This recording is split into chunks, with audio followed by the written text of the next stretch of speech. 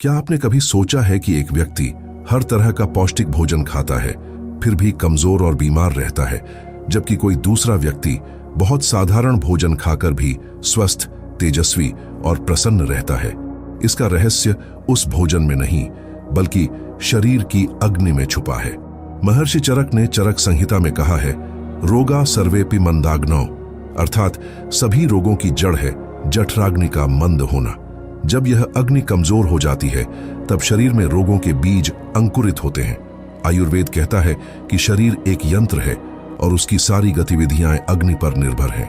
यही अग्नि हमारे भीतर का सूर्य है, जो भोजन को ऊर्जा में बदलती है।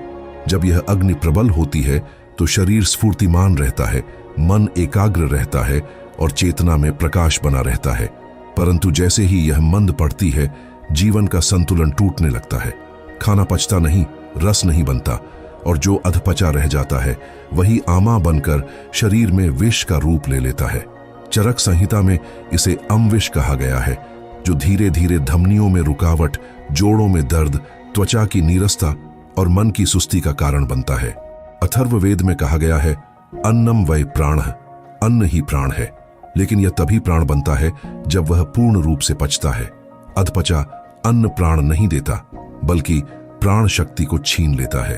यही कारण है कि कई बार भरपेट भोजन के बाद भी हमें थकान महसूस होती है, क्योंकि भोजन ऊर्जा नहीं, बोझ बन जाता है। यही मंद अग्नि का पहला संकेत है। पेट भारी रहना, गैस बनना या भूख का कम होना। सुश्रुत संहिता में अग्नि को 3 रूपों में बताया गया है, जठराग्नि, भूताग्नि और धात्वाग्नि।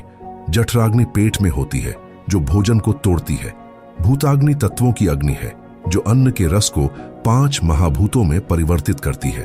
और धात्वाग्नि 7 धातुओं को पोषण देती है, रस, रक्त, मांस, मेद, अस्थि, मज्जा, शुक्र। यदि जठराग्नि मंद हो जाए तो यह पूरी श्रृंखला रुक जाती है और शरीर में संतुलन का संकट शुरू हो जाता है। मंद अग्नि के लक्षण बहुत सूक्ष्म होते हैं। सुबह उठने पर मुंह में कड़वाहट, जीभ पर सफेद परत, पेट में भारीपन, भूख का न लगना, ध्यान का भटकना, मन का चिड़चिड़ा होना और नींद का असंतुलित होना। ये सभी संकेत बताते हैं कि शरीर में आमा बन रहा है और अग्नि बुझने लगी है। अष्टांग हृदय में वाग्भट ऋषि कहते हैं, यदन्नम न पच्यते तदामय कारणम भवति, अर्थात जो अन्न पचता नहीं वही रोग का कारण बनता है। आज का जीवन इन रोगों को बढ़ाने का सबसे बड़ा कारण बन चुका है। सुबह से रात तक भाग दौड़, तनाव, चिंता, देर रात खाना, मोबाइल या टीवी देखते हुए भोजन, ठंडे पेय, जंक फूड, ये सब अग्नि को बुझाने वाले कारण हैं। जैसे कोई दीपक हो और उस पर बार बार हवा के झोंके लगे, वैसे ही आधुनिक जीवन की आदतें हमारी जठराग्नि को कमजोर कर देती हैं। धीरे धीरे शरीर की ऊर्जा गिरती है, पाचन कमजोर होता है और मन भारी और सुस्त हो जाता है। तो अगर आप भी यह समझना चाहते हैं कि हमारे भीतर की यह अग्नि केवल भोजन को ही नहीं, बल्कि विचारों और भावनाओं को भी कैसे परिवर्तित करती है और क्यों मन का संतुलन सीधे पाचन के संतुलन से जुड़ा हुआ है, तो इस वीडियो को अंत तक जरूर सुनिए। अगर आपको आयुर्वेद और जीवन ऊर्जा से जुड़े ऐसे विषय पसंद हैं, तो चैनल को जरूर सब्सक्राइब करें, क्योंकि यहाँ हम हर दिन आत्मज्ञान, आयुर्वेद और आधुनिक विज्ञान के बीच छिपे रहस्यों को सरल भाषा में साझा करते हैं। और कमेंट में प्राचीन ज्ञान लिखना मत भूलना। पतंजलि योग सूत्र में कहा गया है, योगश्चित्त वृत्ति निरोध, यानी योग मन की वृत्तियों को शांत करने का विज्ञान है। जब मन स्थिर होता है तब अग्नि स्वयं स्थिर रहती है, परंतु जब मन अशांत होता है, चिंता और भय बढ़ते हैं, तो अग्नि भी उसी के अनुसार असंतुलित हो जाती है। मानसिक अशांति शरीर की अग्नि को भी अस्थिर कर देती है।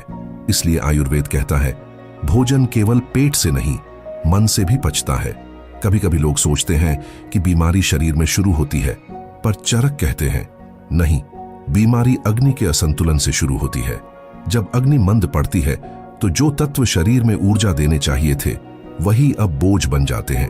पेट साफ न रहना, त्वचा का फीका पड़ना, बालों का झड़ना या बार बार सर्दी जुकाम होना, ये सब संकेत हैं कि अग्नि अब पहले जैसी प्रबल नहीं रही। आयुर्वेद में रोग का उपचार दवा से पहले अग्नि को पुनः जागृत करने से किया जाता है। चरक संहिता में लिखा है, अग्नि सर्वम शरीरम पालयति, अर्थात अग्नि ही शरीर का पालन करती है।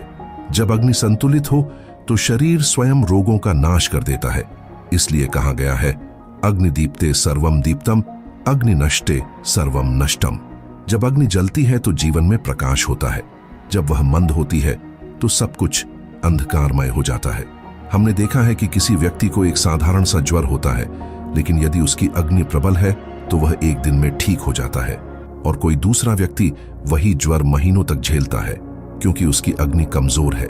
यही कारण है कि आयुर्वेद में सबसे पहले दीपन और पाचन की औषधियां दी जाती हैं ताकि अग्नि पुनः प्रज्वलित हो जाए। आज विज्ञान भी मानने लगा है कि शरीर की प्रतिरोधक क्षमता सीधे पाचन तंत्र से जुड़ी है। जितना अच्छा पाचन उतनी ही अच्छी रोग प्रतिरोधक शक्ति। इसलिए आयुर्वेद केवल बीमारी का इलाज नहीं करता, बल्कि उसके मूल कारण मंद अग्नि को ठीक करता है। अंततः यही समझना आवश्यक है कि शरीर एक पवित्र यज्ञ कुंड है और अग्नि उसका देवता। इस अग्नि को संतुलित रखना ही दीर्घायु और स्वास्थ्य का रहस्य है। जब हम अपने आहार, व्यवहार और विचार को अग्नि के अनुसार संयमित करते हैं तो शरीर स्वयं रोग मुक्त हो जाता है। चरक कहते हैं, अग्नि सम्य शरीरम सम्यम, अग्नि वैषम्य शरीरम व्याधिम। यानी जब अग्नि संतुलित होती है तो शरीर स्वस्थ होता है, और जब अग्नि असंतुलित होती है तो रोग उत्पन्न होते हैं। यही कारण है कि प्राचीन ऋषि कहते थे, अग्नि न हन्याद, अर्थात अग्नि को कभी बुझने न दो। यह केवल बाहरी दीपक नहीं बल्कि भीतर का प्रकाश है। जो व्यक्ति अपनी जठराग्नि को प्रज्वलित रखता है वह केवल शरीर से नहीं, मन से भी उज्जवल रहता है, क्योंकि जब पाचन अग्नि प्रबल होती है तब चेतना भी उजागर होती है, बुद्धि तीक्ष्ण होती है और मन स्थिर रहता है। यही कारण है कि ऋषि मुनियों ने सदैव उपवास, संयम और समय पर भोजन को महत्व दिया, क्योंकि वे जानते थे कि जब भोजन सही ढंग से पचता है तभी वह शरीर को ऊर्जा देता है। अधपचा अन्न शरीर के लिए विष बन जाता है। इसलिए उन्होंने कहा कि भोजन केवल पेट भरने के लिए नहीं बल्कि चेतना को स्थिर और अग्नि को प्रज्वलित रखने के लिए है। आज हम यही भूल रहे हैं, इसलिए हमारा शरीर पोषण से नहीं बल्कि बोझ से भरा हुआ है। पाचन की प्रक्रिया बहुत गहराई से समझने योग्य है। यह पेट से नहीं बल्कि मुंह से शुरू होती है। जब हम भोजन को चबाते हैं तो उसी क्षण पाचन की यात्रा आरंभ हो जाती है। हमारी लार में उपस्थित एंजाइम कार्बोहाइड्रेट को तोड़ना शुरू कर देते हैं। यही कारण है कि कहा गया है, अन्न को रस बनाकर खाओ। अगर हम भोजन को ठीक से नहीं चबाते तो पेट पर सारा भार आ जाता है और अग्नि को बहुत अधिक परिश्रम करना पड़ता है। धीरे धीरे यह अग्नि कमजोर पड़ने लगती है और वही मंद अग्नि बन जाती है। इसलिए कहा गया है कि एक कौर को कम से कम 32 बार चबाना चाहिए। जब भोजन रस में बदल जाता है तभी वह शरीर को लाभ देता है। जब भोजन पेट में पहुंचता है तब वहां की जठराग्नि सक्रिय होती है।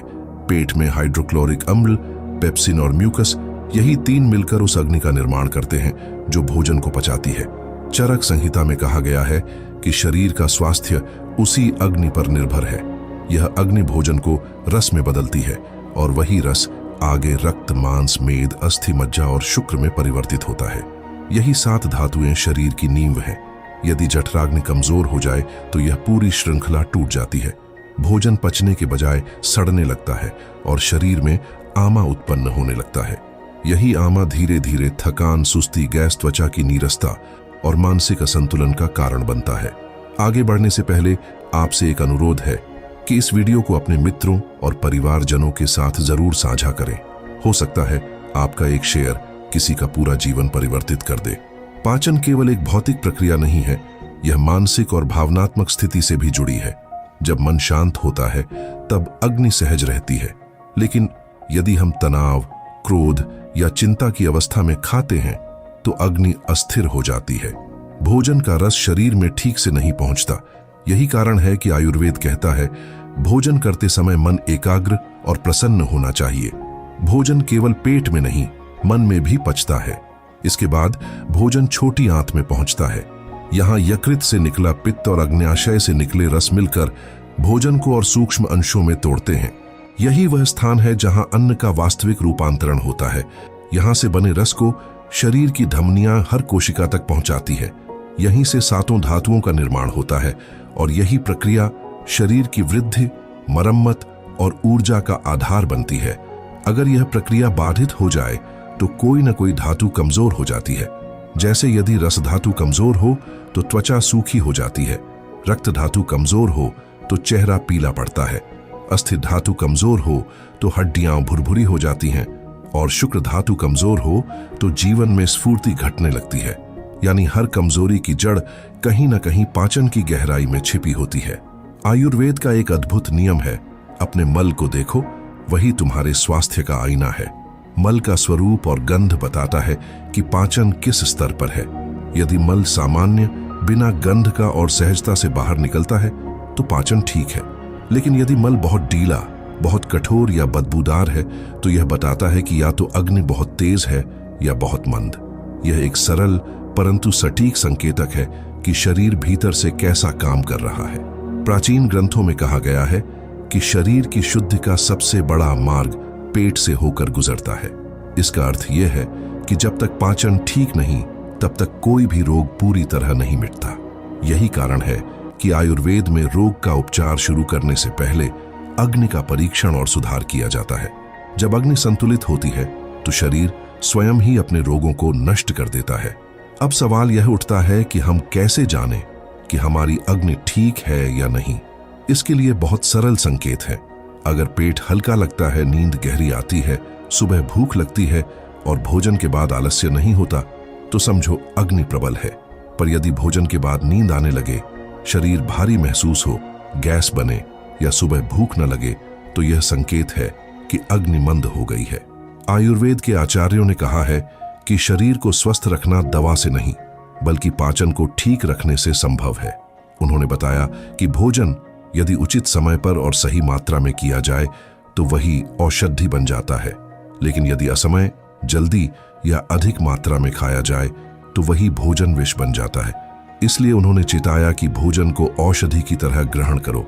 वास्तविक पाचन वही है जो शरीर को हल्का करे, मन को प्रसन्न रखे और चेतना को स्थिर करे। यदि भोजन के बाद भीतर एक सहज ऊर्जा महसूस हो तो समझो अग्नि अपने स्थान पर है। पर यदि भारीपन, आलस्य या थकान महसूस हो तो यह अग्नि की थकावट का संकेत है। अंततः यही समझना है कि पाचन कोई साधारण प्रक्रिया नहीं बल्कि यह जीवन का मूल है। यह वही अदृश्य शक्ति है जो भोजन को शरीर में बदल देती है। जब यह संतुलित होती है तो हर अंग अपना कार्य ठीक से करता है। यही कारण है कि आयुर्वेद कहता है, अग्नि ही जीवन का रक्षक है। शरीर के भीतर की यह अग्नि जितनी शांत और स्थिर रहेगी, जीवन उतना ही संतुलित और प्रकाशमान रहेगा। जो व्यक्ति अपनी पाचन शक्ति को समझकर उसके अनुसार जीवन जीता है, उसे कभी बड़ी बीमारी नहीं होती, क्योंकि वह जानता है कि स्वास्थ्य की जड़ किसी दवा में नहीं बल्कि भीतर की उस अग्नि में है जो हर दिन भोजन को ऊर्जा में बदलती है। यही अग्नि जब जागृत रहती है तो शरीर बलवान, मन शांत और चेतना उज्जवल रहती है। आयुर्वेद कहता है कि मनुष्य का स्वास्थ्य उसकी जठराग्नि पर टिका है। जब यह अग्नि प्रज्वलित रहती है तो शरीर से लेकर मन तक हर स्तर पर संतुलन बना रहता है। लेकिन जब यह मंद हो जाती है तो आहार चाहे कितना भी पौष्टिक क्यों ना हो, वह शरीर में अमृत नहीं बल्कि विष बन जाता है। इसलिए ऋषि मुनियों ने अग्नि को केवल शारीरिक नहीं बल्कि आध्यात्मिक तत्व माना। अग्नि को जागृत करने का सबसे पहला नियम है सुबह की सही शुरुआत। प्राचीन काल में लोग सूर्योदय के तुरंत बाद उठकर गुनगुना जल पीते थे। उसमें थोड़ा नींबू और सूखी अदरक यानी सौंठ मिलाई जाती थी। यह मिश्रण रात भर शरीर में जमी आमा यानी अपच को जलाने का काम करता है। यह पेट को धीरे धीरे गर्म करता है और अग्नि को सक्रिय करता है। जो व्यक्ति रोज सुबह इसे अपनाता है उसके भीतर की जठराग्नि दिन भर स्थिर रहती है। कहा गया है कि अग्नि को जगाने का यह सबसे सरल और प्रभावी तरीका है। इसके बाद भोजन से पहले अग्नि को तैयार करने की परंपरा थी। पुराने समय में लोग खाने से पहले थोड़ा अदरक और काला नमक जीभ पर रखते थे। इससे जठर रस तुरंत प्रवाहित होता था और अग्नि को संकेत मिलता था कि अन्न आ रहा है। आजकल हम बिना रुके, बिना तैयारी के सीधे खाना खा लेते हैं, जिससे अग्नि को चेतावनी नहीं मिलती और पाचन धीमा पड़ जाता है। अदरक और काला नमक अग्नि के लिए वही हैं जो दीपक के लिए बाती और तेल होते हैं। भोजन के बाद अग्नि को शांत और संतुलित करने के उपाय भी उतने ही आवश्यक हैं। हींग और अजवाइन का पानी गैस, भारीपन और सुस्ती को मिटाता है। यह अग्नि को फिर से स्थिर करता है ताकि वह अगले भोजन तक अपनी लय में बनी रहे। इसी तरह सौंफ का सेवन भी अग्नि को हल्का सहारा देता है। सौंफ में ठंडक और पाचन दोनों का संतुलन है, जो अग्नि को अधिक प्रज्वलित नहीं होने देता पर बुझने भी नहीं देता। रात में त्रिफला का सेवन शरीर में जमा अम्लता और अपच को दूर करता है, जिससे अग्नि सुबह फिर से स्वच्छ रूप में जल सके। यह प्रक्रिया शरीर की सफाई के साथ साथ पाचन की निरंतरता को बनाए रखती है। अग्नि जागरण की एक और प्राचीन विधि है भोजन को अच्छे से चबाना।